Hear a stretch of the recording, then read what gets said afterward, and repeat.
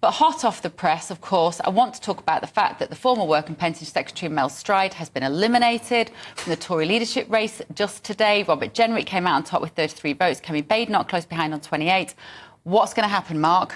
Well, it's still pretty tight. I think a lot of people actually thought that Mel Stride would be the first out, so no real surprise he's the second out. Each of the candidates, apart from James Cleverly, who was seen to do rather well in the first round, he's picked up no extra votes. So the Patel vote has gone elsewhere. It could be any two from those four. We're going to have this jamboree at party conference where these four will be trying to curry favour, crucially amongst those 16 Mel Stride supporters who now need to find a new home. But when we get down to two, it goes to the party membership. I think you'd have to say Robert Jenrick's probably going to make those two. He's on 32 votes, and 41 would absolutely guarantee that you make the last two. But it could be any one of the other three.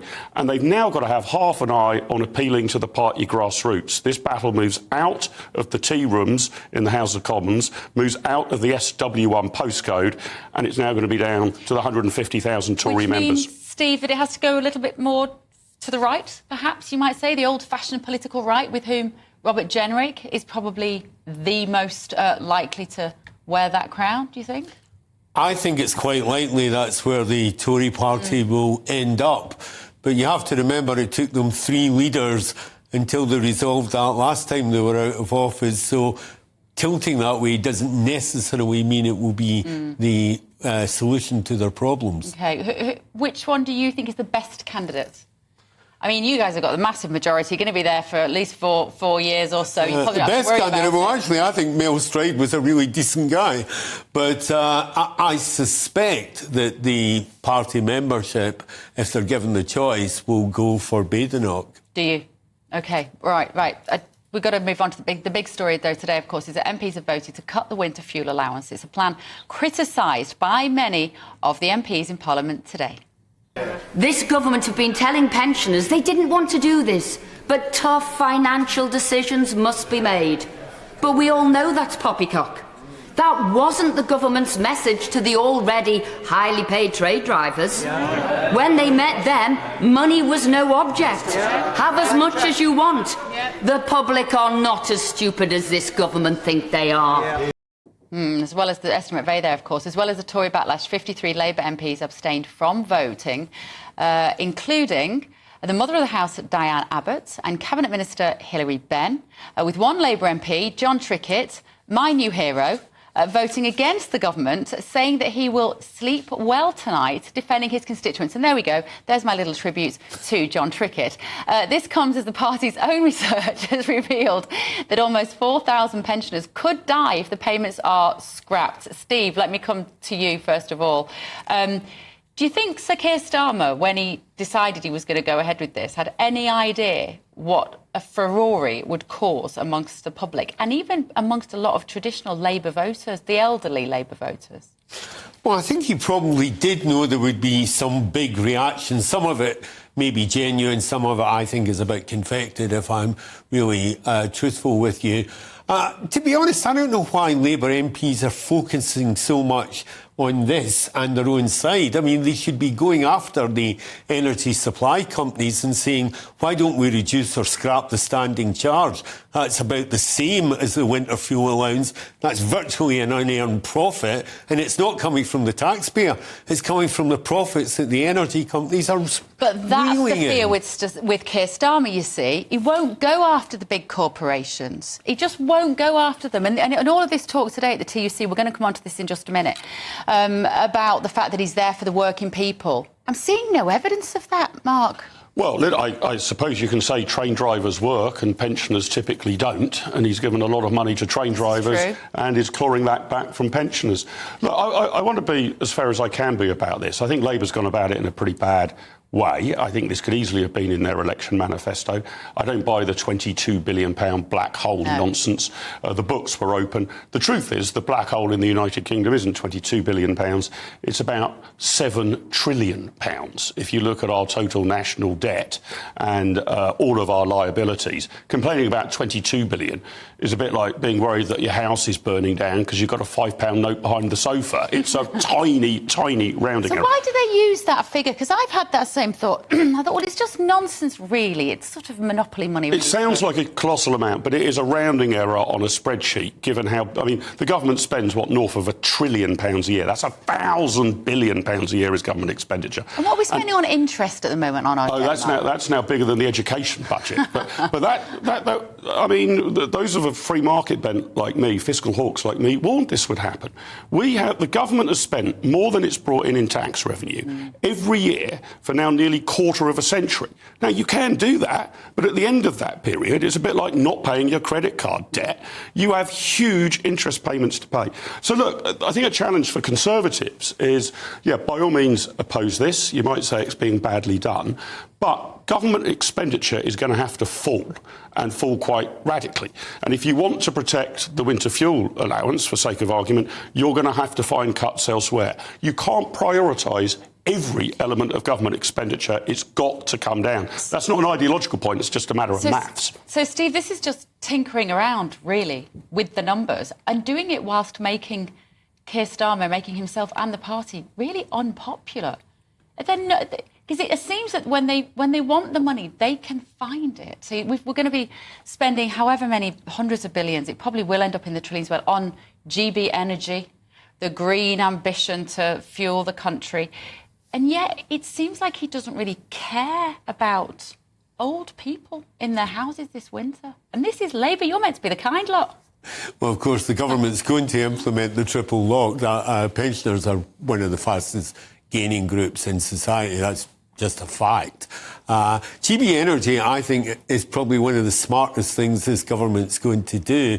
And I think those who remember the British National Oil Corporation will remember just how well Labour did that in the past under a previous Labour government. So I don't buy that argument at all. But you can imagine being a pensioner this winter, can't you? And thinking, I'm not going to turn on the radiator, and knowing that all of that money is found for a green energy project, which is not they're not going to benefit. Designed to lower bills, amongst other things. But as I say, we should go after the supply companies. There's no reason why these pensioners should be put in this position.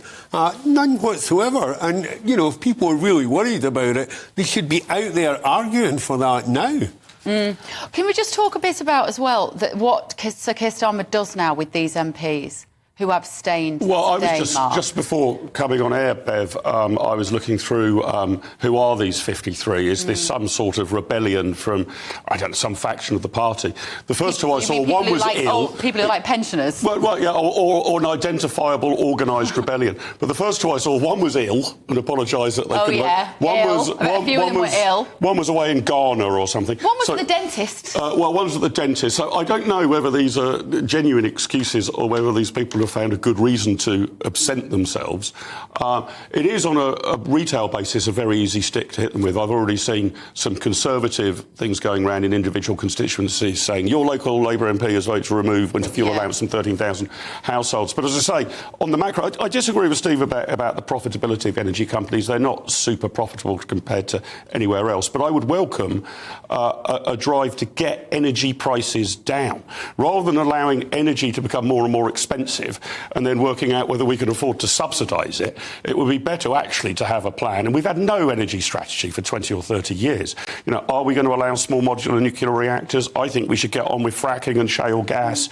And if you don't take the moves to put energy prices down, and if we just get the prices down to something like American levels, much cheaper in America, energy, then you wouldn't have this problem of people freezing out. I mean, worth saying, Bev, as well, if you can target this properly, and I'm not sure governments ever can, but if you can, 27% of pensioner households are millionaire households.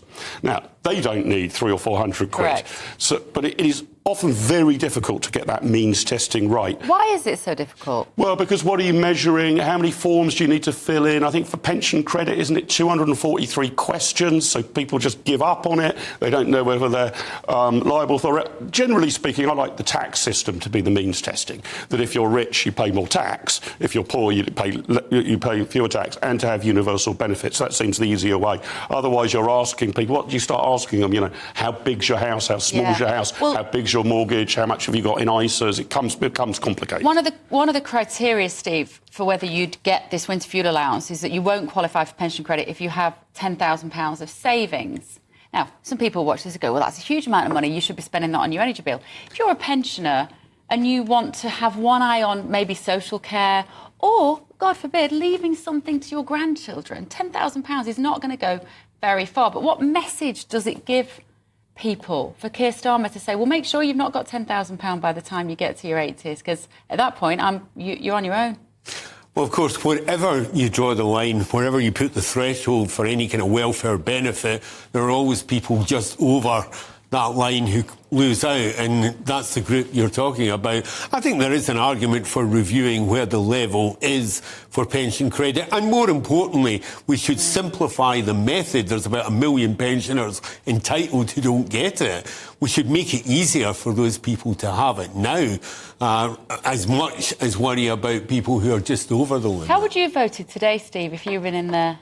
I would have voted for it because I actually think that the government did signal quite clearly that it was one of the changes they thought was necessary because it was a benefit that was going to too many people who weren't using it for the purposes for which it was intended. But you think they've got the level wrong, the qualification level? Well, no, I think pension credit there could be an argument for looking at where you set the level, but wherever you set it, anyone who's just over it is going to be dissatisfied. Yeah, but is it £13,000, I think, you have to... That's in terms of what you live off as a pensioner. That's nothing in 2024, Mark. No, it's not. But again, I mean, look at a flipping jar of coffee at the moment in the supermarket is £7. No, that's right. Definitely. And, I don't want to sound flippant about this at all, but the point I want to reiterate is probably 30, 40 years ago, a couple of generations ago, it was almost universally true that pensioners were poor. OK, there were a few billionaires around. That ain't true anymore. I mean, that's a good chunk of pensioners are poor, but a good chunk of them are very, very well off. Is that just because of their property, you mean? No, not necessarily because of their property. They've saved, they're getting good pensions. Probably you're looking at my parents' generation being the last who had defined benefit pensions, so that, that's great. They're going on holidays. So we shouldn't be flippant about poverty. It really exists, and it certainly exists in the older cohort. But the probably tried and tested view of 40 years ago, that if you're over the age of 70, you're poor, that no longer stands. That's just not the case. OK. I think just to defend Starmer a little bit here, the increase in the state pension is going to be about £428. Absolutely. So hopefully for those people that need it. Yeah, and that's the other thing. I mean, Steve and I might agree on simplifying the system here. I'd wrap all of these benefits into one. I mean, why not just, if there is a winter fuel allowance, just whack it into the state pension? We still have, I'm told, in Christmas week, you get an extra tenner. This was brought in by Ted Heath 50 years ago. This is crazy stuff. Have a state pension. We buy a winter fuel allowance. What else? A grocery allowance? A clothing allowance? I mean, wrap it into the single state pension and pay that. Simplify it. We would agree on that. Yeah.